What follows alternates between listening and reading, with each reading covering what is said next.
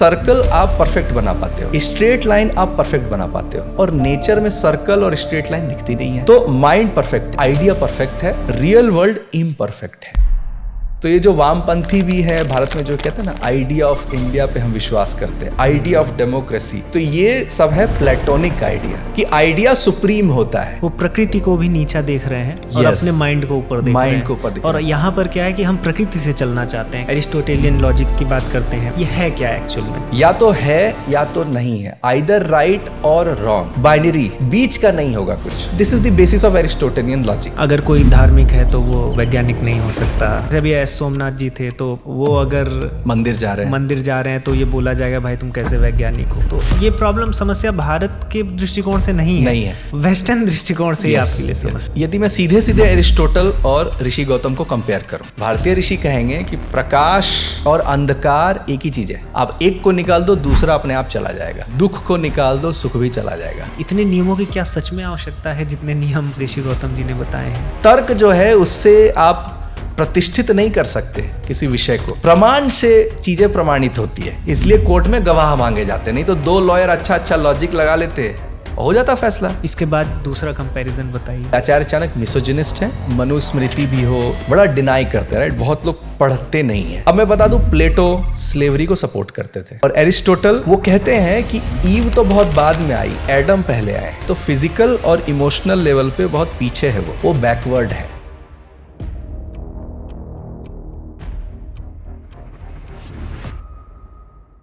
रवि जी, आपका hyper quest पर फिर से स्वागत है। कैसे हैं? बहुत ही बढ़िया हूँ विशाल जी, और आपको भी बहुत बहुत धन्यवाद मुझे अपने प्लेटफॉर्म पर दोबारा बुलाने के लिए। और सबसे पहले विषय रखने के पहले मैं ये बात कहना चाहूँगा, जो हाइपर क्वेस्ट का काम है वो आज के समय में कहूँ तो भागीरथ प्रयास है। ये जो डिस्ट्रीब्यूशन है ज्ञान का कोने कोने तक, क्योंकि ये जो विषय है आज के समय में लोग उतना इंटरेस्टेड नहीं होते हैं, लेकिन उसकी पैकेजिंग इस ढंग से करना कि उसमें रस आए, भाव जगे, लोग आकर्षित हो, तो ये जो प्रयास है। और नया जो आपने हाइपर हंट भी आपके जो इकोसिस्टम में एक नया एडिशन हुआ है, उसके लिए भी आपको साधुवाद। और शिक्षणम का तो कार्य उसका कहना ही क्या, उसमें तो हमने चाणक्य कोट पे बात की ही थी। तो बहुत बहुत धन्यवाद आपका मुझे अपने चैनल पे वापस बुलाने के लिए। मतलब आपने इतनी बात की है उसके लिए तो आप बड़े भाई की तरह हैं, क्योंकि इस जर्नी में आप लगातार साथ भी रहे हैं। मुझे लग रहा है हम चौथी या पांचवी बार बात कर रहे हैं, और जब जब मैं आपके साथ बैठा हूँ, इसमें नो डाउट, इसमें आपने मेरी प्रशंसा की इसलिए मैं आपकी प्रशंसा करूँ, लेकिन जब जब मैं बैठा हूँ तो पर्सनली मैंने सबसे ज़्यादा आपसे सीखा है। और रैंक तो हम किसी को कर नहीं सकते नॉलेज पे, क्योंकि मैंने भी 70-80 गेस्ट के साथ में बैठ के बात किया हूँ। रैंकिंग तो मैं नहीं करूँगा, लेकिन you are one of the guest जिससे मैं सबसे ज़्यादा सीखा हूँ। चाहे वो वेस्टर्न फिलॉसफी, हमने मार्क्सिज्म पे बात की थी पूरी, दर्शन पे आपसे सीखा हूँ। और आप चैनल तो अभी शुरू हुआ है और आप अभी आए हो। मैं जब वैशेषिक सीखता था तो आपसे ही सीखता था। फिर उसके बाद हमने वेस्टर्न फिलॉसफी की बात की तो उसको भी मैंने आपसे सीखा है। बहुत कुछ गहराइयाँ, वैसे तो हम बुक्स पढ़ते ही रहते हैं, दर्शन पर हम चर्चा करते ही हैं। अभी आपकी ये एक बुक आई, द डायलेक्टिकल ऋषि, ये आपने बहुत मेरे मन का एक विषय चुना, न्याय दर्शन चुना है। जब हम न्याय की बात करते हैं इस पॉडकास्ट में, मैं ऐसी बातों को करना चाहता हूँ जो ऐसा ना हो कि बस विरासत की चीज़ें हैं और हम उन पर किताबें लिखकर अपना कुर्ता चमका रहे हैं, ऐसा नहीं। इनका सच में क्या उपयोग है? क्योंकि न्याय दर्शन को अगर हम कंपेयर करें तो ले दे के ये हमारा बेसिक अंडरस्टैंडिंग आती है कि लॉजिक जो है एक तरह से, वो भारतीय ऋषि मुनियों ने जब लॉजिक पे काम किया है तो न्याय दर्शन निकल कर आया है। और लॉजिक पर जब हम बात करते हैं, और आज चैट जीपीटी का ज़माना है, एआई मॉडलिंग हम कर रहे हैं, उसमें बहुत आगे वेस्ट दिखता है। बहुत बड़े बड़े प्लेटफॉर्म से बोला जाता है कि हम कहीं पीछे 2000 साल पहले हो सकता है टक्कर में रहे हों, लेकिन अभी तो हम बिल्कुल टक्कर में नहीं हैं। जब हम एआई मॉडलिंग की बात करते हैं, लॉजिक की बात करते हैं, बाइनरी सिस्टम की बात करते हैं, जिस हिसाब से हमारा कंप्यूटिंग सिस्टम आगे बढ़ा है, ऐसे में आप फिर न्याय दर्शन पर बुक लिखना, क्यों आप पुराने जो ये हमारी पद्धतियां हैं इनको दोबारा आप इस पर क्यों लिख रहे हैं? क्या अभी भी इनका कुछ औचित्य है या सब आउटडेटेड है? और इसके उपयोग से आज का एआई मॉडल कुछ नया कर सकता है या फिर ये सब अभी फालतू की बातें हो गई हैं? पहले तो जो मेरी जर्नी रही न्याय दर्शन और तर्कशास्त्र इनको समझने की, ये बस एक एक्सप्लोरेशन था कि भारत में भी तर्क प्रधान रहा है। हम अंधविश्वासों के पीछे नहीं गए हैं। शास्त्रार्थ की परंपरा क्या थी, वो मेरा पहला एक क्यूरियोसिटी थी कि मैं ये जानने के लिए बढ़ूं। लेकिन मैं आईआईटी बॉम्बे के एक सीनियर है, तो उनसे जब मिला तो उनके पिता और उनके भी पिता सब ग्रामेरियन रहे, अष्टाध्यायी के प्रकांड विद्वान। तो उन्होंने कहा कि मैं ही अपने फैमिली में सबसे इंटेलेक्चुअली सबसे वीक पुअर मैं ही हूँ और मैं आईआईटी बॉम्बे में हूँ। तो उनसे मैंने पूछा कि अष्टाध्यायी में मुझे बहुत रुचि हो रही है, सीरियसली मुझे लेना चाहिए क्या? संस्कृत मुझे आती है उतना कि अपना कार्य चल जाए, लेकिन एक कुछ इनोवेशन करना, नई चीज़ें सोचना, शब्दों पर अगर आपकी पकड़ नहीं है तो आप कर नहीं सकते। सोक्रेटिस भी ये कहते थे कि पहले शब्दों को अगर अच्छी तरीके से आप डिफाइन करते हो तभी आप डिस्कोर्स, तभी आप डिस्कशन में जाओ। आप शब्दों को अगर नहीं समझते हो तो उन्होंने बोला कि मैं 7 वर्षों से नव्य न्याय को स्टडी कर रहा हूँ, और न्याय दर्शन को उन्होंने उतना नहीं लिया, नव्य न्याय को लिया। ये तर्कशास्त्र की एक आप करोगी जो रिसेंट अगर बोलेंगे डेवलपमेंट है, नव्य न्याय जो वैशेषिक और न्याय को एक साथ लाता है। ये जब दोनों एक साथ आते हैं तो वो नव्य न्याय के रूप में हमें दिखता है। तो उन्होंने क्या कहा, वो एआई मॉडलिंग पे ही काम कर रहे हैं। अच्छा, जिज्ञासा के लिए नहीं पढ़ रहे नव्य न्याय को। उन्होंने कहा कि हमें ऑल्टरनेटिव मॉडल्स चाहिए, क्योंकि हमें एआई जो यूज कर रहे हैं, चैट जीपीटी बहुत लोग यूज कर रहे होंगे, डीप सीक, ग्रोक सब यूज कर रहे होंगे, और मैं श्योरिटी के साथ कह सकता हूं कि 10 में से 2-3 बार ऐसा होता होगा जब उन्हें लगता होगा कि एआई ऐसा आंसर क्यों दे रहा है, ये मेरी बातों को समझ क्यों नहीं पा रहा है। तो ढूंढा ये जा रहा है कि ऑल्टरनेटिव मॉडल क्या होगा।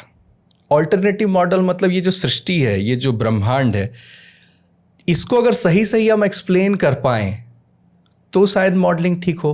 दूसरा, हर नॉलेज सिस्टम की अपनी एपिस्टेमोलॉजी होती है। How do you know what you know, आप जो जानते हो उसको आपने कैसे जाना, उसका प्रोसेस क्या है। तो वेस्ट में जो मूलतः प्रोसेस है वो है लॉजिक। लॉजिक से मैथ्स आता है, मतलब एरिस्टोटेलियन लॉजिक मैं बोल रहा हूँ, दूसरा लॉजिक नहीं बोल रहा हूँ मैं, एरिस्टोटल का लॉजिक बोल रहा हूँ। मैथ्स आता है, फिर फिजिक्स जैसी सब्जेक्ट आती है, और फिर आपको साइंस, टेक्नोलॉजी वो सब दिखती है। तो भाषा के स्तर पर क्या आएगी? Logic, right? क्योंकि लॉजिक ही रिडंडेंसी को खत्म करेगा, लॉजिक ही कंक्लूजन करने में मदद करेगा। तो भारत में भी तो ऋषि गौतम है। ऑल्टरनेटिव मॉडल की अगर खोज हो ही रही है तो हमारे पास तो सुपर कंप्यूटर है, हमारे पास तो कंप्यूटर है, प्रोसेसिंग बहुत फास्ट होने वाली है। अभी हमें री इन्वेंटिंग द व्हील नहीं करनी है कि हमने एक संस्कृत ग्रंथ पकड़ा, अब हम पढ़ रहे हैं, रिसर्च कर रहे हैं, नहीं। अगर उसके फंडामेंटल्स हमें समझ में आते हैं, उसको फीड करके हम ऑल्टरनेटिव एआई मॉडल्स बना सकते हैं, और बनाया जा रहा है ऑलरेडी। अगर हेल्थ में मैं बोलूँ, आयुर्वेद का अपना मॉडल है और एलोपैथी का अलग मॉडल है। तो जितना मजाक उड़ाया गया है, मान लीजिए आयुर्वेद का कि स्यूडो साइंस है, ये है, राइट? यदि एआई सही प्रिसीजन के साथ प्रिडिक्ट कर पाए बीमारी को और सॉल्व कर पाए, और उसकी मॉडलिंग में अगर आयुर्वेद हो, और आयुर्वेद का क्योंकि सबस्ट्रेटम अगर बोले मेटाफिजिक्स इज वैशेषिक दर्शन, और इन सब को समझने का जो तरीका है वो है न्याय दर्शन। न्याय दर्शन आधार है एपिस्टेमोलॉजी का, क्योंकि हम उसी माध्यम से चीज़ों को जानते हैं, समझते हैं, कॉन्क्लूड करते हैं। अगर न्याय ना हो तो बातें इनफाइनाइट लूप में चली जाएगी, कोई चीज़ कॉन्क्लूड नहीं होगी। हमें नियमों में बातों को बांधना आना चाहिए कि प्रमाण क्या है, वैलिडिटी क्या है, इनवैलिड क्या है। तो ये ऋषि गौतम में है, दिखता है, और मेरे अध्ययन के तो अनुसार ज़्यादा संपूर्ण दिखता है। इस पे मैं आऊँगा, बट मुझे दिखता है कि ये संपूर्ण है, अपने आप में संपूर्ण है ये। रवि जी, जैसे कि मुझे लग रहा है, जितना भी मैंने सुना, चूँकि मैं इसका छात्र भी हूँ तो मैं समझ सकता हूँ बातों को, लेकिन अभी दर्शकों के लिए बहुत क्लिष्ट हो गया है, क्योंकि एरिस्टोटेलियन लॉजिक की बात करते हैं, या एपिस्टेमोलॉजी की बात करते हैं, ऑन्टोलॉजी की बात करते हैं, प्रमाण की बात करते हैं, फिर लॉजिक, ये सब बहुत हैवी वर्ड्स हो गए हैं, जो शायद दर्शकों के लिए, बहुत से दर्शक जानकार भी हैं, वो समझ भी रहे होंगे, लेकिन बहुत से दर्शकों के लिए बहुत कठिन भी हो जाता है। तो पहले हम बेसिकली इसी को समझते हैं कि लॉजिक क्या है, फिर एरिस्टोटेलियन लॉजिक क्या है। तो और उसके बाद गौतम ऋषि ने क्या किया है, एक कंपैरिजन सा थोड़ा करते हैं और समझाने का प्रयास करते हैं कि ये है क्या एक्चुअल में, क्योंकि विषय ही नहीं समझेंगे तो फिर वो बिल्कुल समझ नहीं आएगा। बिल्कुल। तो सबसे पहले मैं प्रारंभ करना चाहूँगा जो एरिस्टोटल के गुरु हैं, अच्छा, प्लेटो, और उनके भी गुरु हैं सोक्रेटिस। ठीक है, सोक्रेटिस को कहा जाता है कि पहले ऐसे व्यक्ति हैं ग्रीक वर्ल्ड में जिन्होंने सिस्टमाइज किया ये जो ज्ञान मीमांसा, अगर हिंदी में हम कहें, नॉलेज को जानना और समझना, फिलॉसफी को सिस्टमाइज करने वाले व्यक्ति सोक्रेटिस है। तो क्या कह रहे हैं कि पहले हमें शब्दों को डिफाइन करना आना चाहिए। पहले आप शब्दों को डिफाइन करिए, उसके बाद डिस्कशन में आप जाइए। तो ये एपिस्टेमोलॉजी को आसान भाषा में मैंने क्या कहा कि जो आप जानते हैं उसको कैसे आपने जाना, आंखों से जाना, अनुमान लगा के सोच के जाना, किसी ने कहा इसलिए जाना, किसी पुस्तक में लिखा है इसलिए आपने माना, राइट। तो इसमें जो सेंस ऑर्गन को आपने अगर प्रयोग किया तो हम कह रहे हैं प्रत्यक्ष। ऋषि गौतम के अनुसार यह हो गया प्रत्यक्ष प्रमाण, इंद्रियों का जहां प्रयोग है। कान से आपने सुना, फर्स्ट पर्सन एक्सपीरियंस, आपको ना किसी ने बोला, ना आपको व्हाट्सएप में आया, ना आपने किसी बुक में देखा, आप फर्स्ट पर्सन एक्सपीरियंस आपने लिया, आपके अनुभव में आया। आपके हाथ में आम है, वो पीला दिख रहा है, उसको देख के आपने जज किया कि ये पका हुआ है, फिर आपने लगाया कि सुगंध आ रहा है तो ये पका हुआ है, मुझे खाना चाहिए। तो ये जो प्रोसेस है ये एपिस्टेमोलॉजी है। ये कोई मैं इलीट फिलॉसफी के लैंग्वेज में नहीं बात कर रहा हूं, एकदम सीधा सीधा बात ये, जो आप जानते हैं उसको आपको कैसे जाना, आपने कैसे जाना। ठीक है, तो सोक्रेटिस पहले कह रहे हैं शब्दों को पकड़ो, और उन्होंने कहा कि उनके जो आगे के शिष्य हैं जैसे प्लेटो हैं, उन्होंने कहा कि हम प्रत्यक्ष प्रमाण को नहीं मानेंगे। अच्छा, क्योंकि दूर आप देखोगे ठीक से दिखाई नहीं देगी, धुंधला दिखेगा। रेल की पटरियों को आप देखते हैं दूर से तो वो मिलती हुई इल्यूजन दिखता है। तो उन्होंने कहा सेंसेस को हटाओ अपने एपिस्टेमोलॉजी से, नॉलेज गेन करने के प्रोसेस को में सेंसेस को हटा दो और रीजन को ले आओ, माइंड को ले आओ, थॉट को ले आओ। ये प्लेटो कर रहे हैं। तो ये एपिस्टेमोलॉजी का एक दूसरा स्वरूप मैंने आपको बताया। ऋषि गौतम नहीं डिनाई करते, प्रत्यक्ष इंटैक्ट रहेगा। यदि कमी है प्रत्यक्ष में तो उसको सुधारिए, उसको डिनाई मत करिए। इट्स नॉट लाइक कि हार्ट में प्रॉब्लम है तो वेस्ट करेगा, पेसमेकर लगा दो। हम सोचेंगे कि हार्ट को कैसे ठीक कर सकते हैं, उसको ही ठीक करना है, राइट, रिप्लेस नहीं करेंगे उसको। ठीक है, तो प्लेटो यहां पर आके क्या कर रहे हैं, प्रत्यक्ष प्रमाण को डिनाई कर दे रहे हैं और वो इंट्रोड्यूस कर देते हैं थिंकिंग को। तो आइडियोलॉजी जो आइडिया शब्द से बना है उसका ट्रांसलेशन विचार नहीं होता है, मतलब प्लेटो के रेस्पेक्ट में उसका हिंदी अगर रूपांतरण में करूं तो प्रत्यय, तत्व, मतलब उस लेवल पे हम जाएंगे, थोड़ा क्लिष्ट हो जा रहा है। लेकिन आइडिया इज समथिंग, अगर आसान भाषा में मैं कहूं तो वो कह रहे हैं कि सर्कल आप परफेक्ट बना पाते हो, स्ट्रेट लाइन आप परफेक्ट बना पाते हो, और नेचर में सर्कल और स्ट्रेट लाइन दिखती नहीं है। परफेक्ट। तो माइंड परफेक्ट है, आइडिया परफेक्ट है, रियल वर्ल्ड इम्परफेक्ट है। मतलब हम माइंड में परफेक्ट सर्कल बना सकते हैं बट रियल वर्ल्ड में दिखता नहीं है। स्ट्रेट लाइन भी बहुत रेयर है। कभी अगर मून पे या मंगल ग्रह पे दिखता है तो अगर कोई ऐसा चीज दिख जाए जो एकदम परफेक्टली राउंड है, परफेक्टली एक रेक्टेंगल है, स्क्वायर, क्यूबॉइड है, क्यूब है, तो हम बोलेंगे कि वहाँ कोई सिविलाइजेशन थी। उसके बेसिस पे ही हम जज कर सकते हैं, क्योंकि नेचर में वो नहीं है। तो नेचर इम्परफेक्ट है, आइडिया ही परफेक्ट है। तो ये जो वामपंथी भी है भारत में, जो कहते हैं ना आइडिया ऑफ इंडिया पे हम विश्वास करते हैं, आइडिया ऑफ डेमोक्रेसी, तो ये सब है प्लेटोनिक आइडिया। ये प्लेटो को बेसिकली फॉलो कर रहे हैं कि आइडिया सुप्रीम होता है। मैंने अगर कोई फिलोसफर है उसने लिख दिया है तो वही सुप्रीम है, उसके अनुसार समाज को चलना चाहिए। तो ये प्लेटो से है। तो एपिस्टेमोलॉजी आप देख रहे हैं कि उन्होंने प्रत्यक्ष प्रमाण को हटाया और उसमें उन्होंने रीजन और माइंड, सोल नहीं है, माइंड को ही सुप्रीम बनाया। और जो एरिस्टोटेलियन लॉजिक मैं बोल रहा हूं, एरिस्टोटल फिर प्लेटो के शिष्य हुए, फिर उन्होंने कहा कि मेरे जो गुरु हैं कुछ ज़्यादा ही यूटोपियन हो गए। अगर सब कुछ का मूल आइडिया है तो गॉड जो है वो कॉपी करता है क्या? क्योंकि प्लेटो कहते थे सृष्टि करता नहीं है गॉड सांचा लेता, अगर कुछ उसको बनाना है तो सांचा में वो कुछ बनाता है। जिस प्रकार कुम्हार मिट्टी से घड़ा बनाता है, मिट्टी को वो नहीं बनाता, तो गॉड भी घड़ा को बना रहा है लेकिन मिट्टी को वो नहीं बना रहा है। ये प्लेटो का कॉन्सेप्ट ऑफ गॉड है।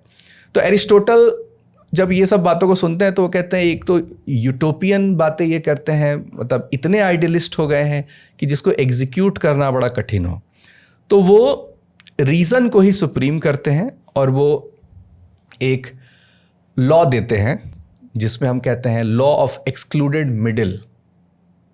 ठीक है, आइदर पी और नॉन पी, या तो 1 या तो 0, या तो है या तो नहीं है, आइदर राइट और रॉन्ग, बाइनरी, राइट, बीच का नहीं होगा कुछ। ठीक है, या तो कोई चीज है या तो नहीं है। ठीक है, तो ये जो बाइनरी में जो लॉजिक को तोड़ा जाता है, जिसे डिजिटल कंप्यूटर भी हम बोले 1 और 0, जो सर्किट है पूरा 1 और 0, स्विच ऑन और off, this is the basis of Aristotelian logic basically. तो जब मैं एरिस्टोटेलियन लॉजिक बोल रहा हूं तो एक व्यक्ति या तो सही है या तो बिल्कुल गलत है, मिडिल ग्राउंड नहीं होगा, ब्लैक एंड व्हाइट पे ही चलना है, ब्लैक एंड व्हाइट पे चलेगा। तो मैथमेटिक्स देखिए आप, ऐसे ही फंक्शन करता है, राइट। तो एरिस्टोटेलियन लॉजिक मूलतः यही है कि कॉन्ट्राडिक्टरी प्रॉपर्टी एक साथ एग्जिस्ट नहीं करती, और अगर कॉन्ट्राडिक्टरी प्रॉपर्टी है तो वो अलग अलग है। बेसिकली एक टाइम पे, एक प्लेस पे, एक एंटिटी में वो एग्जिस्ट नहीं कर सकती। ठीक है, तो उसका एग्जाम्पल होता है कि वो कहते हैं all men are mortals, Socrates is a man, therefore Socrates is mortal. तो एक प्रेमाइस है, राइट, उसका एक कनेक्टिंग एक फैक्टर है और एक कंक्लूजन है जिसमें कनेक्टिंग फैक्टर गायब हो गया, और प्रीमाइस को ही फॉलो करता है कंक्लूजन। तो ये 3 स्टेप जो प्रोसेस है, इसमें जो हमने तर्क लगाया, और जितनी भारत में जितनी एग्जाम्स होती हैं, कंपटीशन एग्जाम्स होती है, जो रीजनिंग पूछा जाता है, सो बेसिकली वो एरिस्टोटेलियन लॉजिक के बारे में पूछा जाता है जो एरिस्टोटल ने लाए थे।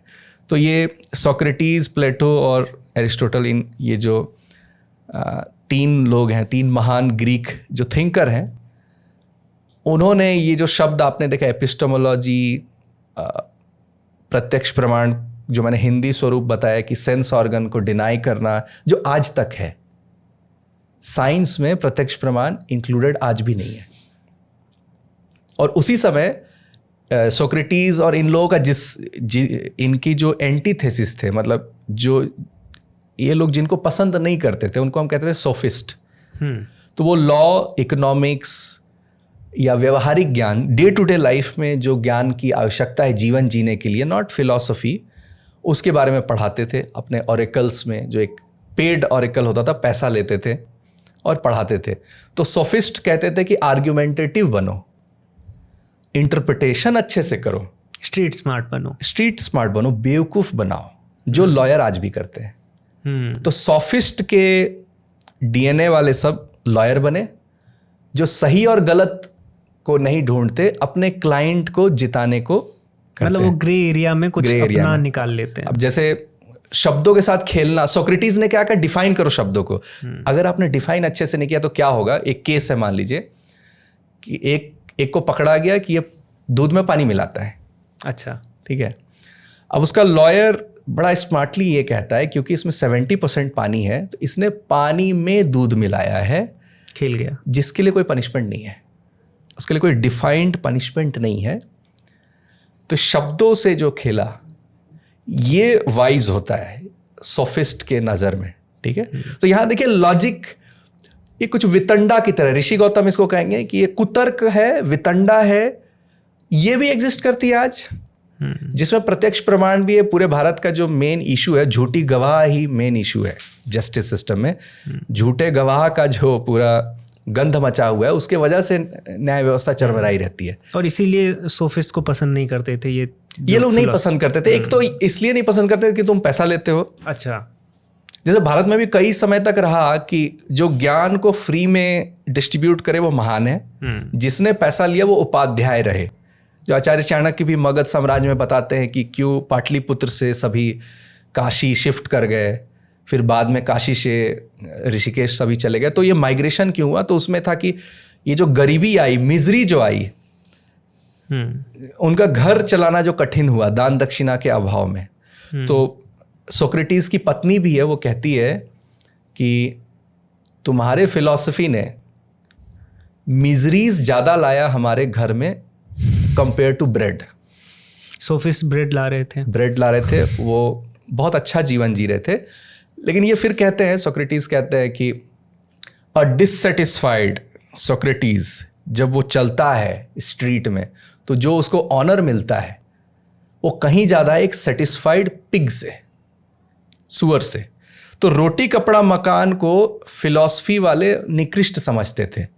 ये तीनों, एरिस्टोटल, प्लेटो और सोक्रेटिस, ये ज्ञान को इतने उच्च स्तर पे रखते थे जो आज भी वो आदत बनी रह गई इलीट कि जो नॉलेज है वो बड़ा कन्फाइंड है, कुछ लोगों को समझ में आती है। आइंस्टीन फेमस क्यों हुए? वो कहते हैं कि कुछ ही 2-3 लोगों को समझ में आती थी जो बात करते थे।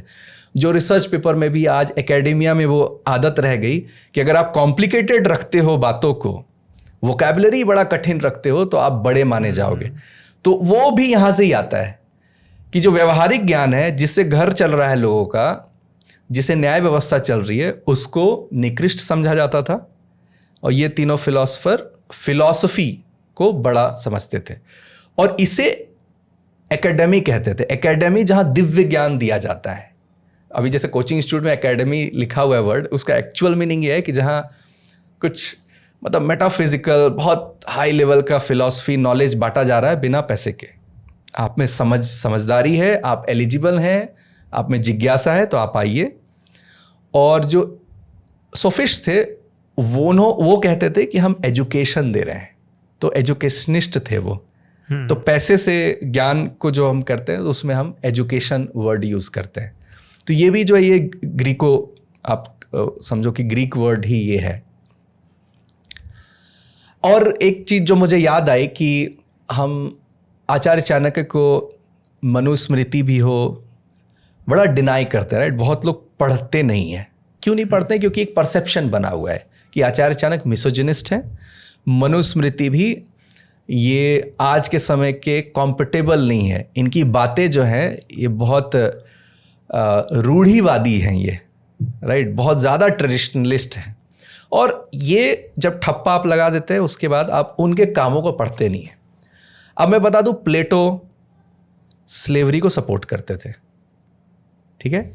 और एरिस्टोटल वो कहते हैं कि ईव तो बहुत बाद में आई, एडम पहले आए।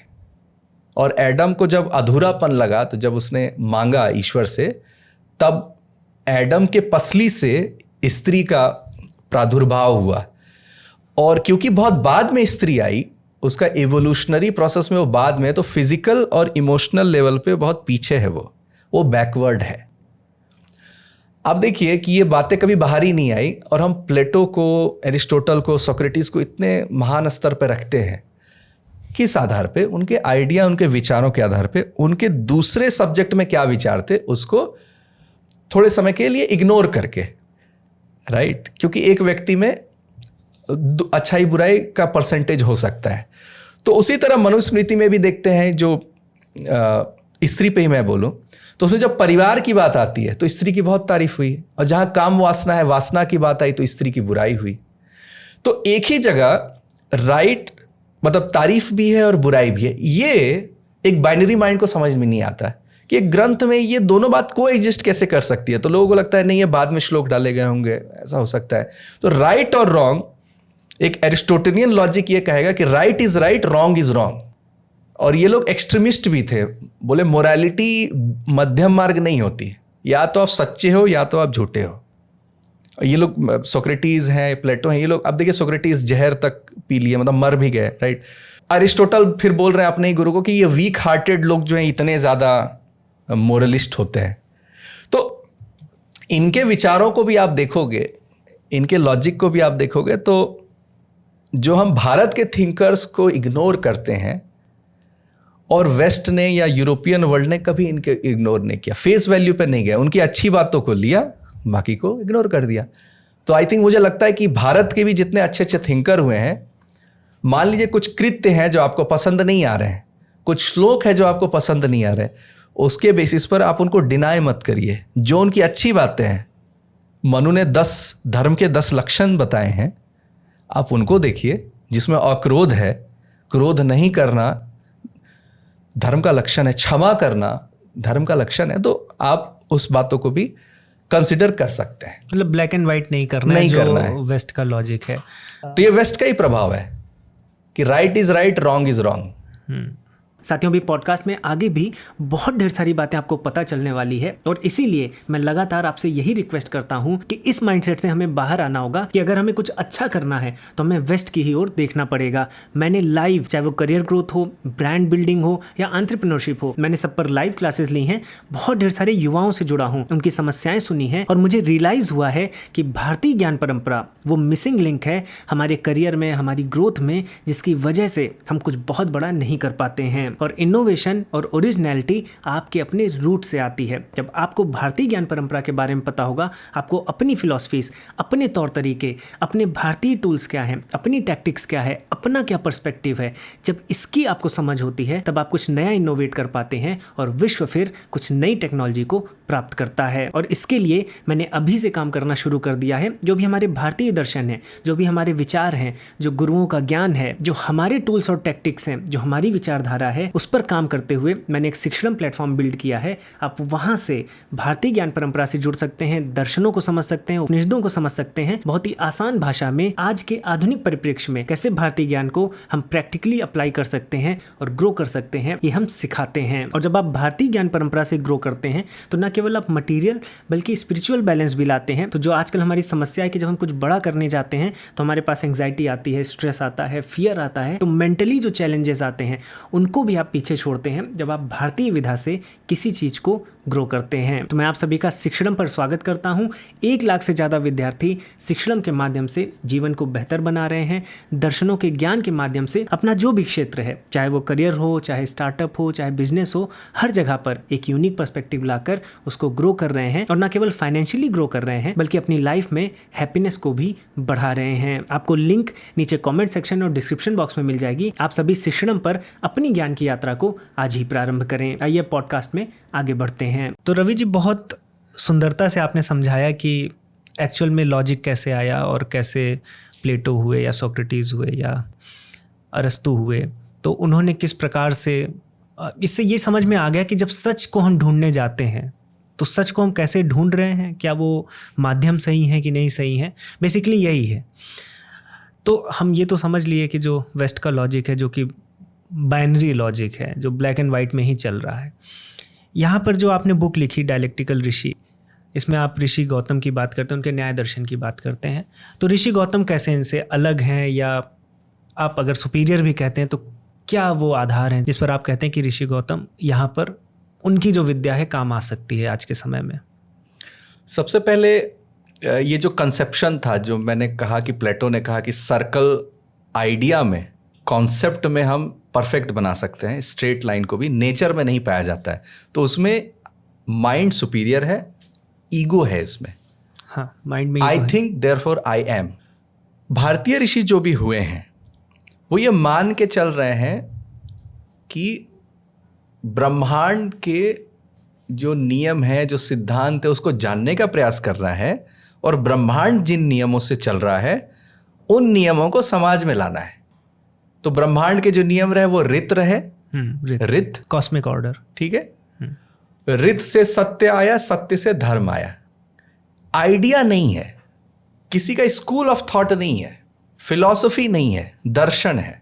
पहली बात तो ये, अपने ब्रेन पे उतना विश्वास नहीं किया क्योंकि उनको लगा, और ये बहुत कॉमन सेंस भी कहता है कि मेरा जो जीवन काल है, मैंने जो बुक पढ़ा हो, लाखों बुक, ओशो की तरह हजारों लाखों करोड़ों बुक पढ़ लें आप, कॉन्टेम्पलेशन जो पावर होगा वो बायस के साथ होगा, और जितना मेरा प्रोसेसिंग पावर होगा उसी हिसाब से मैं सच्चाई और सत्य को जान पाऊंगा। हाँ, आप लिमिटेड हैं ब्रेन से, राइट। सुपर कंप्यूटर को आप देख ले, वो हमसे ज़्यादा अच्छा प्रोसेस कर सकता है, राइट। लेकिन अगर कुछ रेगुलरिटी है ब्रह्मांड में, कुछ चीज़ रिपीट हो रही है, सूर्य ऐसे ही उग रहे हैं, ऐसे ही डूब रहे हैं, कुछ एक पैटर्न है, उन पैटर्न को यदि हम पहचान पाएँ, जो चीज़ रिपीट हो रही है, तो वो पैटर्न अगर हम ढूंढ पाते हैं बाकी जगह भी, तो उसको इमिटेट करके भी हम चीज़ों को बेहतर ढंग से जान सकते हैं, समझ सकते हैं, और व्यवहारिक पक्ष भी है उसका। वेस्ट का जितना भी है सच को लेकर के नहीं है और समस्या को लेकर के भी नहीं है, वो ओनली ज्ञान को लेकर के है। नॉलेज, इंटेलेक्चुअल प्रोनेस उसके ऊपर है। ज्ञान ज्ञान ज्ञान ज्ञान, नॉलेज। हमारा है जीवन में परिवर्तन आ रहा है कि नहीं आ रहा है, जीवन जीने की कला में परिवर्तन आ रहा है कि नहीं आ रहा है, पुरुषार्थ में हमारा इवोल्यूशन हो रहा है कि नहीं हो रहा है, हम पशु योनि में तो नहीं चले जा रहे हैं। हमारे नॉलेज का एक पर्पस है कि उस नॉलेज की एक क्रिया शक्ति भी हो जो पूरे समाज को स्थिर करे, सिस्टमाइज करे, जिस कंसेप्शन को हम लोग धर्म कहते हैं। तो धर्म दर्शन का एक प्रोडक्ट है जिसने पूरी व्यवस्थाओं को बनाया, वो सामाजिक हो, राजनीतिक हो, पारिवारिक हो, ये सारा जो मूल है वो ऋत से आया है, और ऋत ब्रह्मांड का नियम है। एक छोटा सा उदाहरण मैं देता हूं। आयुर्वेद में आहार और निद्रा मान लीजिए एक बहुत इंपॉर्टेंट फैक्टर है। तो क्या कहता है आयुर्वेद कि सर्केडियम रिदम को फॉलो करो। सूरज जब डूब जाता है तब सोना चाहिए, सूरज जब उगने वाला है तो उठ जाना चाहिए। इस रिदम को आप तोड़िए अपने हिसाब से, बिंज वॉच करिए, OTT देखिए, राइट, नाइट आउट करिए, 4 बजे सोइए, करिए आप 4-5 साल, 10 साल, 15 साल, हम बोलेंगे कि लाइफस्टाइल डिजीज आ गई। तो हमने यहां पर किया क्या? धर्म का पालन नहीं किया। कौन से धर्म का पालन नहीं किया? ऋतुचर्या, दिनचर्या, प्रकृति में जो नियम है उसको इमिटेट करिए, वो धर्म का पालन होगा, जीवन आपका सुधर जाएगा, संघर्ष कम हो जाएगा। आपके जीवन का अगर संघर्ष कम नहीं होगा तो आप भगवत प्राप्ति नहीं कर पाएंगे। ये कार्य है धर्म का, ये कार्य है दर्शन का, संघर्षों को कम करना। वेस्ट नॉलेज ओरिएंटेड है, इंटेलेक्चुअल बेस, वो ज्ञान में इंटरेस्टेड है। उसकी बुराई और अच्छाई पे मैं नहीं जा रहा हूं, यहां पर बस मैं ये बोल रहा हूं कि ये जो तर्क शास्त्र है वो एक प्रयोजन के साथ है कि तुम अपने आप को जान पा रहे हो क्या। तुम जो ज्ञान प्राप्त करना चाहते हो, चाहे वो वेदांत दर्शन में तुम जाओगे, कहीं भी जाओगे, तो प्रोसेस के लिए तुम एलिजिबल हो कि नहीं हो, विवेक बुद्धि है कि नहीं तुम्हारे में, बातों का बतंगड़ तो नहीं बनाते हो। तो ऋषि गौतम एक आपको एक टूल दे रहे हैं ज्ञान को, ज्ञान मार्ग में आने के लिए, लेकिन उसका अल्टीमेट गोल जो हम कहते हैं पुरुषार्थ का जो पालन है वो है, राइट। तो ये डिफरेंस आता है, पहला तो डिफरेंस ये है। दूसरा, यदि मैं सीधे सीधे एरिस्टोटल और ऋषि गौतम को कंपेयर करूं, ऋषि गौतम अवयव का कॉन्सेप्ट देते हैं, जो 5 स्टेप सिलोजिज्म हम इंग्लिश में बोल सकते हैं, और एरिस्टोटल देते हैं 3 स्टेप। एक इसमें प्रीमाइस है और लास्ट स्टेप कंक्लूजन है। और इसमें स्ट्रिक्ट रूल है कि प्रीमाइस अगर करेक्ट है तो कंक्लूजन करेक्ट होता है। इसको हम लोग कहते हैं डिडक्टिव लॉजिक। तो यहाँ पर जो 3 स्टेप मैं बोल रहा हूँ, अगर एजम्पशन, प्रोपोजिशन आपने सही ढंग से नहीं सेट किया है तो आप गलत कंक्लूड कर लोगे। अच्छा, सही लॉजिक लगाने के बाद भी। डिडक्शन है, इस प्रोसेस को हम कहते हैं all man are mortal, Socrates is a man, therefore Socrates is mortal. ठीक है। अवयव क्या है? 5 स्टेप है, जिसमें उदाहरण और उपनय एक्स्ट्रा आता है। मतलब प्रत्यय वहाँ, प्रतिज्ञा है वहाँ भी, प्रपोजिशन है वहाँ, हेतु है वहाँ, द रीजन भी है वहाँ, बट एक उदाहरण है। जैसे कि एक मान लीजिए एक कॉन्टेक्स्ट में बता रहा हूँ, धुआं आ रहा है पहाड़ से, ठीक है। तो 2 व्यक्ति खड़े हैं, एक ने कहा वहाँ पर आग लगी हुई है, पहला लाइन, पहाड़ पे आग लगी हुई है। दूसरा, जहाँ जहाँ धुआं होता है वहाँ वहाँ आग होती है। बट तीसरा लाइन ये है, मैंने चूल्हे में देखा है कि आग के साथ धुआं रहता है, इसलिए यहाँ पर आग है, एंड कंक्लूड कर रहे हैं कि पहाड़ में आग लगी हुई है। इसमें कॉन्टेक्स्ट दिया गया, यहाँ पर एग्जाम्पल दिया गया।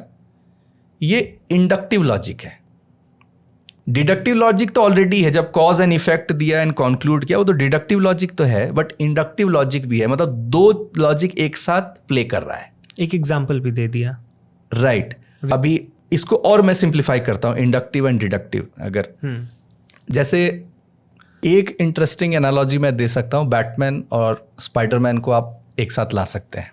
अच्छा। सो बैटमैन क्या कर रहा है, प्लान कर रहा है, लॉजिक लगा रहा है, टूल्स इकट्ठा कर रहा है, क्या क्या रिक्वायर्ड है बेसिकली प्लानिंग के साथ हो जा रहा है।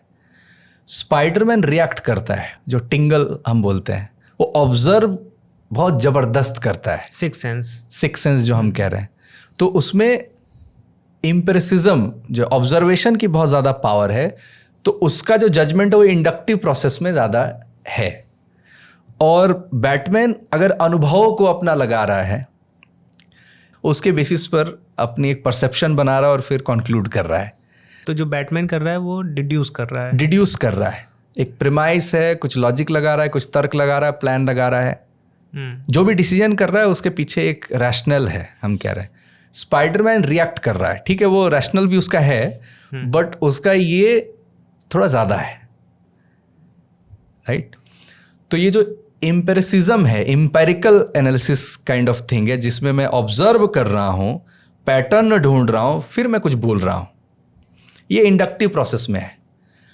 और जहाँ पर मैं रीजनिंग लगा रहा हूँ, मैं ऑब्जर्व नहीं कर रहा हूँ, बैठे बैठे लॉजिक लगा रहा हूँ, तर्क लगा रहा हूँ, ठीक है, मुझे उस कॉन्टेक्स्ट के बारे में नहीं पता है, बस अनुभव है जीवन का कि उसके आधार पर मैंने अपने तर्क लगाया, रीज़न किया माइंड से, तो वो डिडक्टिव लॉजिक है। तो जब मैं कैलकुलस मैथमेटिक्स का यूज़ करता हूँ तो मैं डिडक्टिव लॉजिक का यूज़ करता हूँ, जब मैं पैटर्न ऑब्जर्वेशन को देखता हूँ तो मैं इंडक्टिव प्रोसेस को यूज़ करता हूँ। तो ऋषि गौतम दोनों को एक ही सिलोजिज्म में यूज़ कर रहे हैं, तो ये मोर कंप्लीट है, राइट। इसमें आपको एक फैक्टर ज़्यादा दिख रहा है, क्योंकि कई चीज़ें हम क्या कहते हैं, ये एब्स्ट्रैक्ट हो गई बात, भाई ये बात मुझे जची नहीं, समझ में नहीं आई। तो एब्स्ट्रैक्ट क्यों हुई? क्योंकि बस विचारों और माइंड के लेवल पे बातें रह गई, सामने वाले के अनुभव के आधार पर मैंने बातों को नहीं रखा। तो ऋषि गौतम कहते हैं जो दृष्टांत है कैसे देते हैं, वो कहते हैं कि दो तरह के व्यक्ति हैं, एक है वैनयिक, एक है नैसर्गिक। नैसर्गिक मतलब होता है बॉर्न टैलेंटेड, होनहार के हो चिकने पात, बचपन से लक्षण दिख रहा है कि वो ब्रिलियंट है, राइट। वो थोड़ा सा मेहनत करता है, रिजल्ट उसका बहुत अच्छा रहता है, ऐसा दिखता है बच्चों में। तो हम कह रहे हैं ये नैसर्गिक है इसमें। और एक है बड़ा कमज़ोर है, लेकिन 10 साल बाद मैं जब मिला तो मैं देखा उसने इतना मेहनत किया है कि अपने आप को एक लेवल पे उसने पहुंचा दिया है। तो ऋषि गौतम कहते हैं तीसरे कैटेगरी के भी व्यक्ति होते हैं, जो ना नैसर्गिक है, ना उसमें टैलेंट है, ना वो मेहनत करके वो अचीव कर पा रहा है, उसको भी समझ में आना चाहिए एग्जाम्पल, वो होना चाहिए उदाहरण का स्तर, दृष्टांत का स्तर। एक अनपढ़ व्यक्ति को भी वो बात समझ में आ जाए इतना। तो कॉर्पोरेट में कहा जाता है ना कि मंकी प्रूफ होना चाहिए, क्लास 5 के बच्चे को बात समझ में आनी चाहिए। ये फिलॉसफी में, ये वेस्ट में नहीं है। वो आप देखेंगे जब आप पढ़ने जाएंगे बड़ा कॉम्प्लेक्स लगता है, इसलिए वो चीज़ महान है, इसलिए प्रोपेगेट किया गया कि वो बहुत महान चीज़ है। और हम लोग कहते हैं जार्गन्स को मत यूज़ करो, कॉर्पोरेट में बोलते हैं, क्योंकि कॉर्पोरेट क्या है ना, रिजल्ट ओरिएंटेड है, फिलॉसफी ओरिएंटेड नहीं है। तो जार्गन्स को हटाने की बात कही जाती है, ऑलरेडी यूज़ करते हैं लेकिन लोग तुरंत पकड़ लेते हैं कि दिस इज जार्गन, ठीक है। तो context setting is like case study, एक रियल वर्ल्ड एग्जाम्पल है, उदाहरण है। तो ये लॉजिक, प्योर लॉजिक में ये चीज़ें होती नहीं है, एरिस्टोटेलियन लॉजिक में ये सब होती नहीं है, ये ऋषि गौतम के अवयव में है।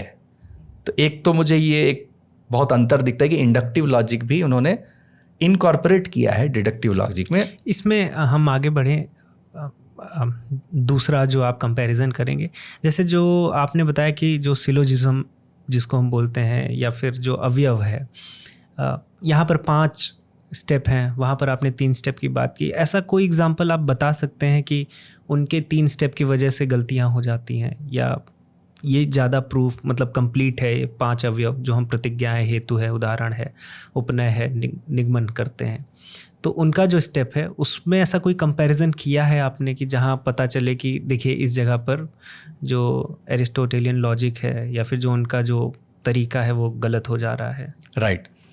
अगर मेरा एजम्पशन में कमी है तो कंक्लूजन गलत आएगा अच्छा लॉजिक लगाने के बाद भी। तो इसमें जो मैं उदाहरण रिपीट भी करता हूँ, पहले भी शायद मैंने बात की कि 2 बच्चे को कहा गया कि पंखे को बिना देखे, इसमें एम्पिरिसिज्म नहीं है, ऑब्जर्वेशन नहीं करना है, सर झुका हुआ है नीचे, बताना है कि पंखा घूम रहा है कि नहीं घूम रहा है। तो एक ने कहा आवाज़ नहीं आ रही है तो पंखा नहीं घूम रहा है, एक और ने कहा हवा नहीं आ रही है तो पंखा नहीं घूम रहा है। फिर दूसरे केस में बोला गया दोनों सर उठाओ देखो पंखे को, तो उन्होंने कहा तो घूम रहा है। तो गलती कहाँ हुई? एजम्पशन में हुई कि हर पंखा आवाज़ करता है और हर पंखे में हवा है।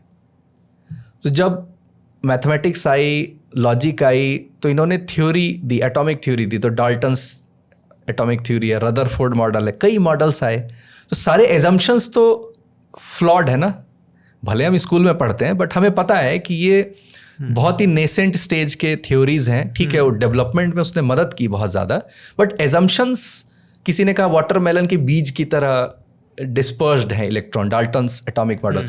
तो आपने अच्छी लॉजिक भी लगाई तो कंक्लूजन आपका गलत निकलेगा।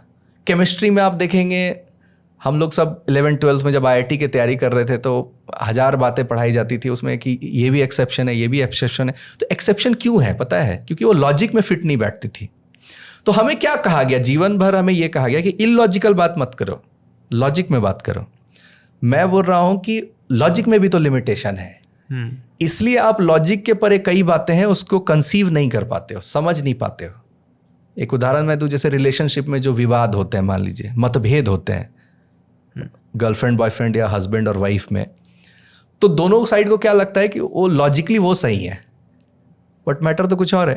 तो लॉजिक से परे भी कुछ चीज है, या लॉजिक जिसको फॉलो कर रहा है उस एजम्पशन में बहुत फ्लॉ है, इसलिए वो कंक्लूजन जो है वो फ्लॉड हो जाता है। इसलिए यहाँ ऋषि गौतम दृष्टांत भी ले आते हैं। दृष्टांत आपको लाना जरूरी है, कॉन्टेक्स्ट लाना जरूरी है। कि कुछ एग्जाम्पल दो अपनी लाइफ से जहाँ पर ये ऑलरेडी प्रूवन है। कम्युनिकेशन जो गैप हुआ है वो तब क्लियर होगा जब उसको आप और सरल बनाओगे, दोनों के ऑब्जर्वेशन, कॉमन ऑब्जर्वेशन की चीज कॉन्वर्सेशन में लाओगे। ये अवयव का काम है। इसके बाद दूसरा कंपैरिजन बताइए। एक तो कंपैरिजन मैंने इलिटिज्म और ईगोइस्टिक वाला मैंने बताया कि वो फिलोसोफर जो हैं अपने आप को बहुत ऊपर मानते थे और आम व्यक्ति को बड़ा निकृष्ट समझते थे। इसके साथ साथ वो भी क्लियर हो गया था कि वो प्रकृति को भी नीचा देख रहे हैं और Yes. अपने माइंड को ऊपर देख रहे हैं। और हैं। यहाँ पर क्या है कि हम प्रकृति से चलना चाहते हैं, कि हम प्रकृति को ऊंचा देख रहे हैं, कि ब्रह्मांड में जो नियम है वो हमारे से ऊंचे नियम है और उनसे अगर हम एक सिंक कर लिए तो हम बेटर परफॉर्म करेंगे। सारा प्रॉब्लम आज क्यों है इन्वायरमेंट का? क्योंकि डेकार्टे ने जो प्रिंसिपल दिया कि नेचर को बेंड करना है ह्यूमन नीड के लिए, जो कार्टेशियन प्रिंसिपल उसने दिया, तो ये सब आया कहाँ से? ये प्लेटो को इतनी तारीफ की जाती है कि बोला जाता है जितने सारे फिलोसोफर हुए यूरोपियन वो सब फुटनोट्स हैं प्लेटो के सामने। तो ये प्लेटो का ही जो कंसेप्शन ऑफ आइडिया है और माइंड सुप्रीम है, उसी का प्रभाव इतना है कि जो डेकार्टे है उसने कहा कि नेचर को बेंड होना है, तो एक्सप्लॉइट करना बिहेवियर में आ गया, दोहन करना। और हम यहाँ पर पंचयज्ञ जो हम बात कर रहे हैं, राइट, पंचऋण, उसको कॉम्पेंसेट करने के लिए हम यज्ञों की बात करते हैं। ऋण है कि आप जन्म लिए हैं तो आपके ऊपर उधार है, ऋषियों के ज्ञान का उधार है, माता पिता जिनके वजह से आप इस सृष्टि में हैं उनका उधार है। जो भी जीवन में सबसे आवश्यक चीज है वो सब फ्री है, पानी, हवा, सूर्य की रोशनी, इसके पैसे नहीं लगते। इसलिए आपको ग्रेटिट्यूड होना चाहिए देवता के प्रति। पूरा जो फोटोसिंथेसिस है, फ्लोरा एंड फौना दिख रहा है वो सूर्य की वजह से है, तो इसलिए वो देवता है। तो वो भी ऋण है। तो आप ड्यूटी ओरिएंटेड जीवन जीते हैं, पुरुषार्थ ओरिएंटेड जीवन जीते हैं, धर्म के आधार पर जीवन जीते हैं, ज्ञान को सुप्रीम करके जीवन नहीं जीते हैं। ठीक है, तो वहां अहंकार को जीतना एक टास्क है, यहां पर अहंकार को त्यागना एक टास्क है। इसलिए वो एवरेस्ट को चढ़ना एक kind of western point of view है कि एक मैन का जो ईगो है वो कितना ऊपर तक जा सकता है कि वो उसको कॉन्कर करे जहां पर कोई नहीं जा सकता।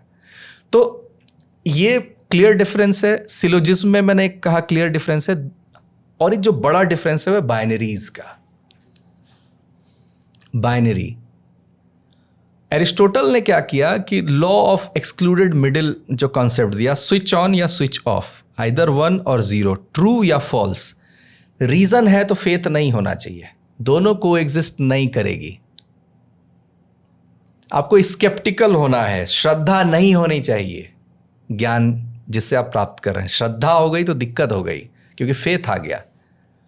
किसी शंकराचार्य ने कहा तो उनके फेस वैल्यू पे नहीं जाना, ये वेस्टर्न थिंकर कहेंगे, ग्रीक के थिंकर ये कहेंगे। एड होमिनेम जो हम कहते हैं, किसी बड़े व्यक्ति ने कहा, उसके कहने पर हम बातों को नहीं मानेंगे। तो इससे वेस्ट को फायदा भी हुआ कि मेहनत करनी पड़ी लोगों को, फेस वैल्यू पे नहीं गए, वहाँ शब्द प्रमाण नहीं है। बाद में रिसर्च पेपर, साइटेशंस जो आए, जर्नल्स आए, वो फिर शब्द प्रमाण बने उनके लिए, बट शुरुआती शब्द प्रमाण उन्होंने एकदम स्ट्रेट फॉरवर्ड डिनाई कर दिया। ये एक बहुत बड़ा डिफरेंस है जो हमारे में है।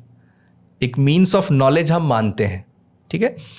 तो यहाँ पर जो बाइनरी है वो एरिस्टोटल के लॉ ऑफ एक्सक्लूडेड मिडिल से आई, जिसमें टू एंड पे, पोलर एंड पे बातें पहुंच गई। तो मेन वर्सेस वुमेन हो गया, रीजन वर्सेस फेथ हो गया, गॉड वर्सेस ह्यूमन हो गया, स्टेट वर्सेस इंडिविजुअल हो गया। ये सब उस लॉजिक की ही देन है। भारत में स्पेक्ट्रमाइजेशन है, स्टेट और इंडिविजुअल नहीं होता है हमारे यहाँ। इंडिविजुअल फंडामेंटल यूनिट नहीं है, हमारा फंडामेंटल यूनिट फैमिली है। फैमिली के ऊपर समाज है, उसको गोत्र के रूप में आप करें, जाति के रूप में करें, क्षेत्र के रूप में करें, वो है। उसमें फिर गवर्नेंस के अलग अलग मॉडल थे, एंड देन लेयर्स के बाद फिर स्टेट है। तो जब लेयर्स है ना, तो कॉस्ट ऑफ जो हम कहते हैं ट्रस्ट, वो बहुत लो होता है। और जब दो स्पेक्ट्रम में आप बात कर दो, बांट दो सोसाइटी को, इंडिविजुअल और स्टेट, तो दोनों एक दूसरे पे भरोसा नहीं करते। आम व्यक्ति सरकार पे शक करता है, और सरकार आम व्यक्ति को मानता नहीं है कि वो कैपेबल है। तो ये प्रॉब्लम कब आया? जब इसमें लेयर्स नहीं है, स्पेक्ट्रम नहीं है। तो ये एरिस्टोटल का ही कॉन्सिक्वेंस है कि हर चीज बट गई। तो पहले अगर हिस्टोरिकली बोले, वुमेन के ऊपर मान लीजिए शोषण हुआ है, डाउरी का केस है, तो वेस्ट उसका सॉल्यूशन क्या लाएगा? एलिमनी, ठीक है। वो क्या करेगा? बाइनरी को बस रिवर्स कर देगा, क्योंकि वो माइंड तक ही रह जाता है। माइंड को उसने सुप्रीम कहा। तो माइंड, भारतीय माइंड हो या वेस्टर्न माइंड हो, बाइनरी में ही सोचता है। हम लोग भी बाइनरी में सोचते हैं।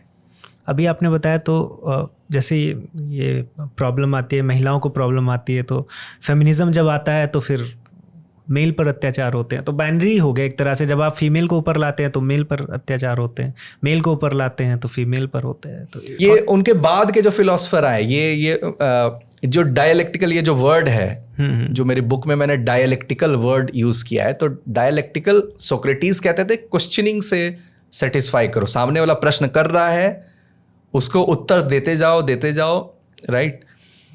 डायलॉग करो, कॉन्वर्सेशन करो। बैठ के अगर सोचोगे तो ज्ञान प्राप्त नहीं होगा। यू शुड हैव पूर्व पक्ष, राइट, उत्तर पक्ष, जो ऋषि गौतम भी कहेंगे। बाद में ये हुआ, हेगल तक आते आते कि नहीं, कॉन्ट्राडिक्शंस चाहिए, क्वेश्चन आंसर नहीं चलेगा, थेसिस का एंटीथेसिस बनाओ। अच्छा, उसको, उसके अगेंस्ट जाओ, उसको कॉन्ट्राडिक्ट करो। और मार्क्स ने हेगल के आइडिया को ले आया। तो ये प्लेटो से शुरू हुआ, बट वो रूप ले लिया बाद में कॉन्ट्राडिक्शंस का, कॉन्फ्लिक्ट का। तो ये बाइनरी बाद में क्या करने लगे, नई बाइनरीज बनाने लगे, और फिर होने लगा कि आंदोलन करो। तो इंडिविजुअल भीड़ जो है वो स्टेट को गिरा रही है, स्टेट फिर डिक्टेटर बन रहा है, फिर जनता को ऑप्रेस कर रही है। तो ये प्ले चल रहा है, बस दो एक्सट्रीम्स का प्ले चल रहा है। और तो वेस्ट में ये सब क्यों होता रहा है? एरिस्टोटल की वजह से, इस लॉजिक की वजह से, राइट। इसको ट्रांसीडेंटल वे में नहीं सोचा गया। ट्रांसीडेंटल मतलब इसको पार करना, और इसको पार करने के लिए माइंड को पार करना पड़ेगा। वहां पर ऋषि पतंजलि आते हैं जो कह रहे हैं योग चित्त वृत्ति निरोधा। माइंड से ऊपर जाओगे तभी ये बाइनरीज आपको एक ही दिखेगी, ये द्वैत समाप्त होगा। भारतीय ऋषि कहेंगे कि प्रकाश और अंधकार एक ही चीज है। आप एक को निकाल दो, दूसरा अपने आप चला जाएगा। बाइनरी नहीं है। दुख को निकाल दो, सुख भी चला जाएगा। ये कहा जाता है ना कि एक वेस्ट में सक्सेस का भी डेफिनेशन है, मतलब एक किस नाम मुझे नहीं आता, एक फिलोसफर ने कहा कि किसी चीज़ को प्राप्त करने के लिए आप पूरा स्ट्रेस पैदा कर लो, जीवन का उसको लक्ष्य बना लो, IIT क्वालिफाई करना है, UPSC निकालना है, एक्सट्रीम स्ट्रेस, और जैसे ही वो आप क्वालिफाई कर लेते हो तो वो स्ट्रेस रिलीज हो जाता है, जिसको हम सक्सेस कहते हैं। तो हुआ क्या, दुख की एक पराकाष्ठा पे आप गए। एक जो मिजरी, एक जो विक्टिम होता है, वो जब हीरो बनता है उसका कहानी बहुत बड़ा बनता है। जो हैरी पॉटर की भी कहानी है, वो फेमस ही इसलिए, वो आप कहानी देखोगे विक्टिम है, वो माँ बाप नहीं रहे बचपन में, राइट, विक्टिम है, सभी उसको मदद करते हैं, बार बार वो रोता रहता है, बहुत सारा चीज। तो विक्टिम जब हीरो बनता है तो हमें दिखता है कि कुछ एक बड़ी कहानी हो रही है। तो वेस्ट उसको अलग अलग देखता है, ऑपरेसर ऑपरेस्ड, हम उसको एक साथ देखते हैं कि वो एक ही जीवन का हिस्सा है। अगर आपने दुख नहीं देखा है तो सुख का अनुभव नहीं होगा। इसलिए प्रिविलेज जो फैमिली होती है उसके बच्चे, कई बच्चे उदास इसलिए होते हैं कि उन्होंने दुख को देखा नहीं, तो सुख को अप्रिशिएट नहीं कर पाते। तो हम बाइनरी समझ रहे हैं, बाइनरी, बट इसको म्यूचुअली एक्सक्लूसिव प्रॉपर्टी ना मान करके इंटरडिपेंडेंट प्रॉपर्टी मानते हैं और इससे परे जाने की बात करते हैं। इससे अब आगे जाओ, और इससे आगे जाने के लिए माइंड को बेस छोड़ने की हम बात करते हैं, और पूरा वेस्ट माइंड के ऊपर ही है। तो ये एक बहुत बड़ा डिफरेंस है कि बुद्धि, इंटेलेक्चुअल माइंड वहाँ पे अपने को बेस बनाता है। इसमें रवि जी, जैसे हम स्पेक्ट्रम की बात कर रहे हैं कि एक्सट्रीम्स पर नहीं जाते हैं, पोल्स नहीं बनाते हैं, बीच में भी चीज़ें होती हैं और उसको हमें अप्रिशिएट करना चाहिए। तो ये जो स्पेक्ट्रम हमारा जो लॉजिक में आ रहा है, जो कि बाइनरी से अलग है, क्या इस लॉजिक का उपयोग मतलब कर सकते हैं? आपकी स्टडी में आया है कि आज की प्रेजेंट मॉडल जो हम ChatGPT आदि कर रहे हैं, या जो आपके संपर्क में हों रिसर्चर्स, क्या वो इस स्पेक्ट्रम फॉर्मेट या कॉन्सेप्ट को समझने का प्रयास कर रहे हैं? ऑब्वियसली अगर हम बाइनरी से जस्ट ऊपर जाएं टर्नरी सिस्टम में, तो वो अपग्रेड होगा एक। अगर हम स्पेक्ट्रम को, मान लीजिए ये अभी खोज का विषय है, हम खुद ही अपने मेटाफिजिक्स को, विचारों को, दर्शनों को अगर ढंग से इंटरप्रेट कर पाए तो वो बात होगी। लेकिन मैं कह रहा हूँ बस टर्नरी तक अगर हम जाए, 3 का सिस्टम, 2 से ऊपर जाए, तो वात पित्त कफ इज टर्नरी, सत्व रज तम is ternary, good and bad is binary. तो यहां पर जो मैं टर्नरी की बात कर रहा था, तो अब हमें लगेगा आयुर्वेद तो पीछे है। अब वो पीछे इसलिए है क्योंकि हमने आर्कियोलॉजिकल सर्वे ऑफ इंडिया के अंदर में आयुर्वेद को रखा था आज़ादी के बाद। आप जिसको रिफाइन नहीं करते, रिफॉर्म नहीं करते, रिसर्च नहीं करते, मेहनत नहीं करते, तो वो तो डाउनग्रेड होगी ही होगी, राइट।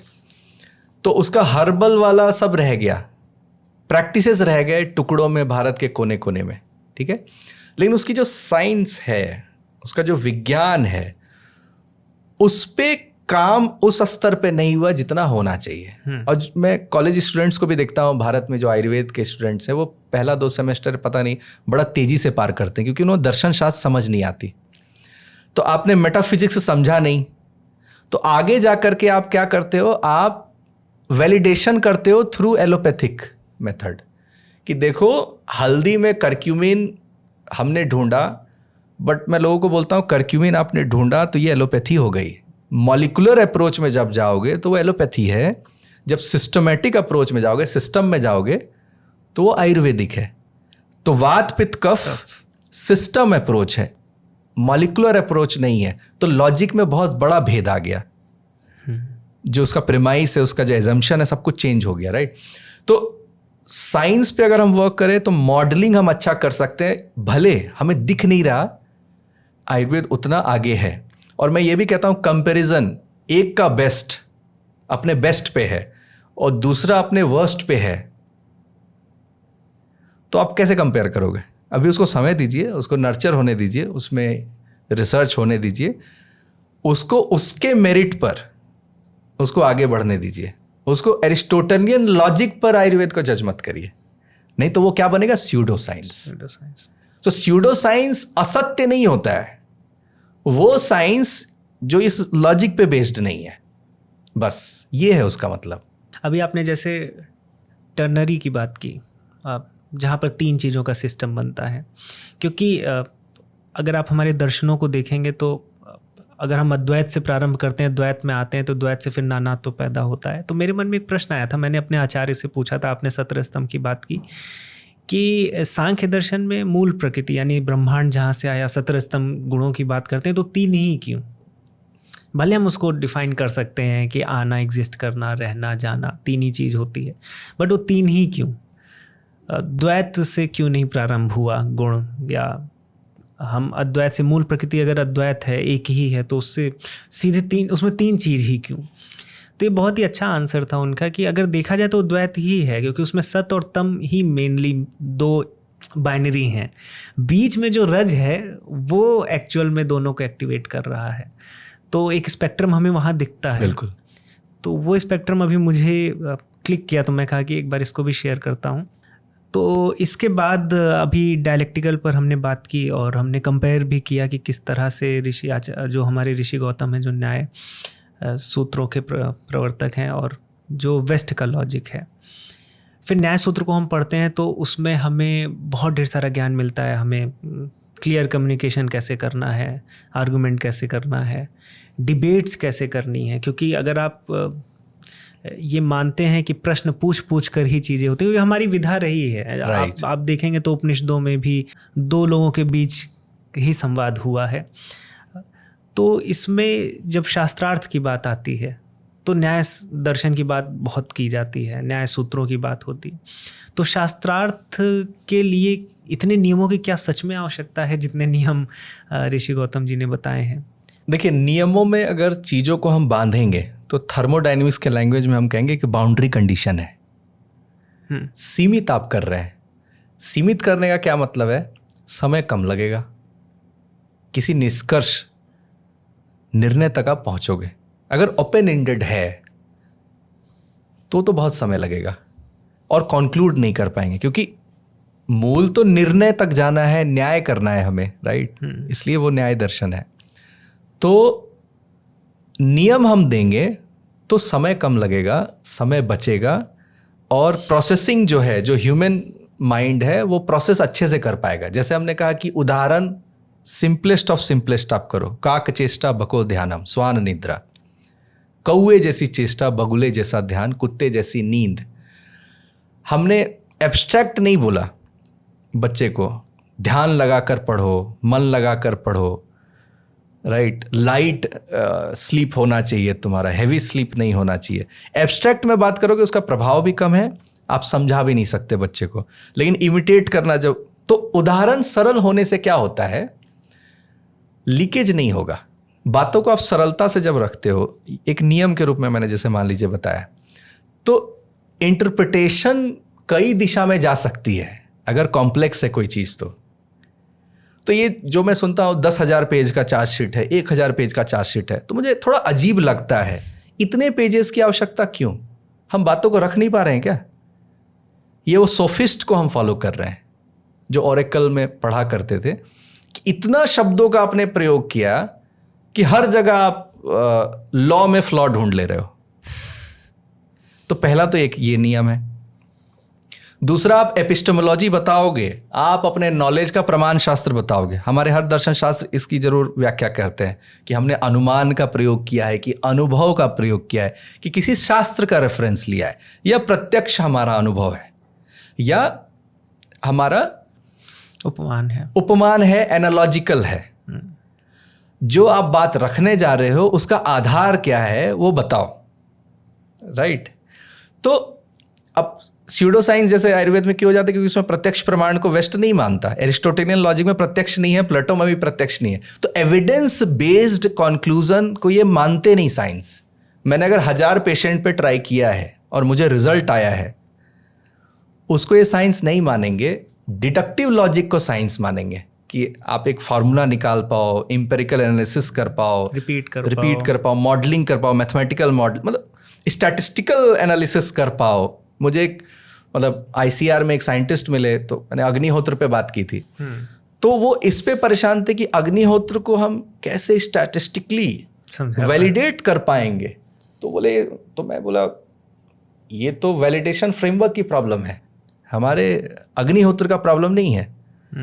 इससे मेरे फसल में ग्रोथ मिल रहा है और कई हजारों फार्मर्स को मिल रहा है। आप कह दो स्यूडो साइंस, क्योंकि उस फ्रेमवर्क का पार्ट नहीं है, लेकिन एविडेंस बेस्ड है। अगर हम रिपीटेड एविडेंस ट्रायल हम कर रहे हैं, तो वेस्ट में क्या चलता है, ट्रायल्स चलते रहते हैं और वो अपने आप को अपग्रेड करते रहते हैं, और हम लोग गिफ्टेड है बाय ट्रायल्स। बहुत सारे ट्रायल्स ऑलरेडी किए जा चुके हैं, उसको वैलिडेट नहीं कर पा रहे क्योंकि एरिस्टोटेलियन और वेस्टर्न लॉजिक आप लगा रहे हैं। तो ये बहुत बड़ा अंतर जो है मुझे दिख जाता है। अब देख रहे हैं कि मैं कई नियमों को ला रहा हूं, उदाहरण के नियम है या अवयव हैं, सिलोजिज्म है, राइट। उसी तरह कुतर्क क्या क्या हैं उसके भी अगर हम नियम बता दें, छलों के बारे में बात कर ले, तो कई समस्याएं समाधान हो सकती है। मैं बताता हूं लोगों को कि जो तर्क है, जो रीजनिंग है, वो हेल्प करता है कंक्लूड करने में, कंक्लूड नहीं करता है। वो शास्त्रार्थ परंपरा, वाद परंपरा वहां से आएगी। ये भी नियम का हिस्सा है कि तर्क जो है उससे आप प्रतिष्ठित नहीं कर सकते किसी विषय को, वो सहायता करेगा। प्रमाण से चीजें प्रमाणित होती है, इसलिए कोर्ट में गवाह मांगे जाते, नहीं तो दो लॉयर अच्छा लॉजिक लगा लेते, हो जाता फैसला। तो जो मेरा बुक लिखने का भी ये पर्पस था कि लोगों को एक आदत सी हो गई है अच्छा लॉजिक लगाने की और बहुत तेजी से कंक्लूड करने की, और वो भूल जाते हैं कि लॉजिक की लिमिटेशन इसलिए है क्योंकि वो लैंग्वेज के दायरे में है, और लैंग्वेज हर चीज को एक्सप्रेस नहीं कर सकती। आप एक कॉफी का स्वाद अपने मित्र को नहीं बता सकते, ये है लैंग्वेज का लिमिटेशन। तो क्या करोगे, आप बोलोगे तुम भी चख के देखो, तो आप कहां पे चले गए, अनुभव पे चले गए, रीजनिंग से। तो यहां पर तो अनुभव सुपीरियर हो गया ना, प्रत्यक्ष भी आ गया। तो हमारे ऋषि क्या कहेंगे, ये अनुभव को ठीक करो थोड़ा, क्योंकि सेंस ऑर्गन नहीं ऑब्जर्व करते सही से, इसको थोड़ा और महीन करो, जिसके लिए साधना करनी पड़ती है। कॉग्निशन या कॉग्निटिव स्टेट, कॉन्शियसनेस का कुछ उच्च स्तर ढूंढो, क्योंकि वो मानते हैं कि जो अनुभव में है, एक्सपीरियंस में, उसी के आधार पर हम तर्क लगाते हैं, उसी आधार पर हम कंक्लूड कर लेते हैं। तो इस दायरे को बढ़ाओ, तब सही तर्क, सही कंक्लूजन की तरफ तुम जाओगे। तो शास्त्रार्थ परंपरा में क्या होता है, एक व्यक्ति बैठे बैठे स्कूल ऑफ थॉट नहीं निकाल रहा, सोच नहीं रहा कि थॉट एक्सपेरिमेंट है, वो वाद कर रहा है, और उसमें बताया जा रहा है कि जल्प नहीं करना है, हार और जीत के लिए डिस्कशन नहीं हो रहा है, जिसको आज हम साइंटिफिक टेम्परामेंट बोल सकते हैं। हार और जीत के लिए मैं बुरा नहीं मानूंगा, तुम्हारे क्रिटिसिज्म को मैं अप्रिशिएट करूंगा और थोड़ा मेहनत करके मैं वापस आऊंगा। और वितंडा में तो ये है कि बस फ्लॉ निकालना, उसमें तो अपना हम कुछ सिद्ध भी नहीं कर रहे। तो सुपीरियरिटी कॉम्प्लेक्स जहां होगा वहां वो फ्लॉ वाला और ये बाइनरी वाला गेम होगा कि अगर एक को ऊपर होना है तो दूसरे को नीचे होना पड़ेगा। वहां से नेशनलिज्म भी आएगा, तो मेक अमेरिका ग्रेट अगेन, इसका मतलब ये है कि सिर्फ हम अपना सोचे और किसी का ना सोचे। और भारत में है कि अपना भी सोच रहे हैं, परिवार का भी सोच रहे हैं, देश का भी सोच रहे हैं, वसुधैव कुटुंबकम और सर्वे भवन्तु सुखिनः। ये नहीं बोल रहे कि हिंदू सुखी हो बस। तो पैरेलली कॉन्फ्लिक्ट नहीं है कि मैं अपने बारे में सोचूं, तो इसका मतलब ये नहीं कि परिवार का छोड़ दूं, राइट। तो शास्त्रार्थ में और ये लॉजिक सिस्टम में आप देख रहे हैं कि स्पेक्ट्रमाइजेशन जो है, ये जो नियम है, ये हमें बहुत हेल्प करते हैं, एक नया वर्ल्ड व्यू, नई एपिस्टेमोलॉजी, नॉलेज को प्राप्त करने का नया तरीका। नया तो नहीं है, बट जो पहली बार सुन रहे हैं, जान रहे हैं, उनके लिए तो बिल्कुल नया है, एक नया पर्सपेक्टिव है। तो इतने नियम हमारे नॉइजेस को कम करते हैं। तो लॉजिक तभी आप सही लगा पाते हो, कंक्लूड कर पाते हो, जब प्रीमाइसेस, उसका सब्जेक्ट का नॉलेज, प्रमाता अपने आप को भी, आपने सब्जेक्ट जो है उसका जो नोअर है उसको भी आपने रिफाइन किया है। ये वेस्ट में नहीं है, मतलब पर्सन डिपेंडेंट नहीं होता, कोई भी थॉट डिपेंडेंट नहीं होता, पर्सन बाहर होता है उसमें। क्वांटम फिजिक्स में अलग बात है, ऑब्जर्वर उसमें इंक्लूड कर गया, बट भारत में प्रमाता पे बहुत ज़्यादा बात हो रही है कि रिफाइन करो, ये जो मन है ये बहुत चंचल है, इस पे काम करो, नॉलेज पे बाद में काम करो। ये बहुत बड़ा अंतर है। ज्ञान पे बाद में काम करो, पहले तपस्या पे काम करो, व्यवहार पे काम करो, उसके बाद ज्ञान जो है वो बिना बातों के भी आता है। मौन रह के भी आता है। आपने बाइनरी की बात की और इसका बहुत सोशल मीडिया पर भी और एक कॉमन हम सोसाइटी में भी देखते हैं कि अगर कोई धार्मिक है तो वो वैज्ञानिक नहीं हो सकता, साइंटिफिक नहीं हो सकता, या अगर आप धर्म फिलॉसफी पर बात कर रहे हैं तो आप सूडो साइंस ही करेंगे। राइट। जैसे अभी एस सोमनाथ जी थे, तो वो अगर मंदिर जा रहे हैं तो ये बोला जाएगा भाई तुम कैसे वैज्ञानिक हो। तो ये प्रॉब्लम समस्या भारत के दृष्टिकोण से नहीं है, वेस्टर्न दृष्टिकोण से आपके लिए समस्या है। तो जो कहते हैं कि हमने इमैनुअल कांट को पढ़ा है, हेगल को पढ़ा है, तो मैं रोडीज का भी कभी एक रील्स कभी देखा था बहुत पहले, तो उसमें जो रघु है वो बड़ा कंटेस्टेंट को बड़ा बता रहा है कि तुमने हेगल को पढ़ा है क्या, कांट को पढ़ा है क्या। पूरे धरती पे वैसा थिंकर फिलोसफर नहीं हुआ। तो जो उनको धरती का सबसे बड़ा फिलोसफर थिंकर मान बैठे हैं, तो उनकी बाइनरीज तो वो अपनाएंगे ही अपनाएंगे, राइट। ठीक है। तो एस सोमनाथ के पर्सपेक्टिव में अगर वेस्ट वो अगर ये देख रहे होते, एरिस्टोटल देख रहे होते, तो वो कहते कि रीजन और फेथ को एग्जिस्ट नहीं करती। वो क्रिटिसाइज करते हैं। फेथ आ गया इसका मतलब कुछ गलत बातें भी आप मान लोगे, उनका कहना ये है, और सही भी लगता है। लेकिन होता क्या है कि जो साइंटिफिक होता जाता है और बेसिक स्तर पे ही साइंटिफिक है, बहुत एडवांस लेवल पे नहीं है, तो वो नॉन स्पिरिचुअल और नास्तिक होना ही है। और बहुत हाई लेवल पे जब जाता है तो थोड़ा थोड़ा उसका झुकाव होता ही होता है, चाहे वो निकोला टेस्ला हो, चाहे कोई भी हो, होना ही है। क्योंकि चीज़ें लगने लगती है कि कुछ तो डिटर्मिनिस्टिक है, इतना प्रिसाइज कैसे है यूनिवर्स, इतना सटीक कैसे नियम चल रहे हैं, मतलब ये आउट ऑफ रैंडमनेस नहीं हो सकता। तो कई लोगों को लगता है, बट कार्ल सेगन भी कहते हैं कि वो गॉड ऑफ गैप्स है, जहाँ साइंस अभी तक पहुँचा नहीं है वहाँ पर गॉड को डाल दो। उनका लॉजिक ये है, राइट।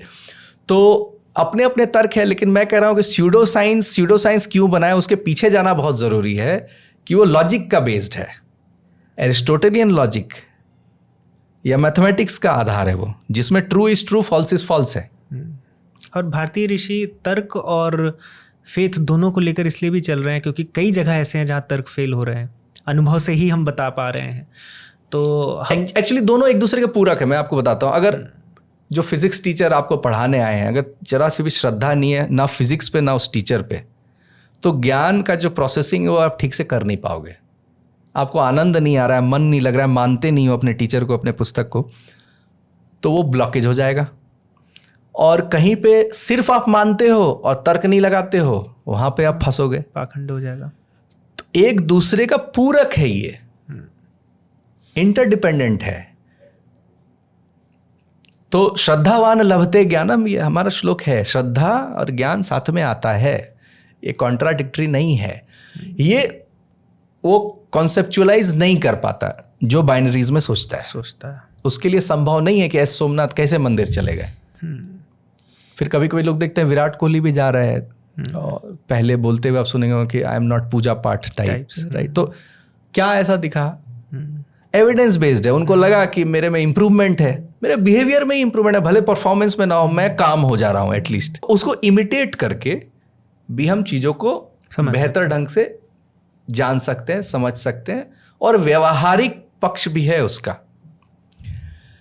वेस्ट का जितना भी है सच को लेकर के नहीं है और समस्या को लेकर के भी नहीं है, वो ओनली ज्ञान को लेकर के है। फर्स्ट टाइम ही उनको रियलाइजेशन, मुझे ऐसा लगता है, जो मेरी स्टडी है, जो पाकिस्तान के खिलाफ मैच जीते थे T20 में, T20 वर्ल्ड कप में, तो वहाँ तो जीतने की कोई आशा थी नहीं, और वहाँ जिस तरह से 2 छक्के लगे, तो उसके बाद से किसी भी इंसान को, देखने वाले को भी और मारने वाले को भी लग गया था कि भाई ये अपने बस का था नहीं। तो एक समय के बाद, इतना देखने के बाद, चूंकि शुरू में किसी भी चीज़ में आपके रजोगुण तेज रहता है, आप हर चीज़ बहुत अच्छे से करते हैं, लेकिन एक समय के बाद अच्छा करते हुए भी अच्छे रिजल्ट्स नहीं आ रहे होते हैं, तो वहाँ आपको लगने लगता है कि कुछ तो है जो मेरे बस में नहीं है।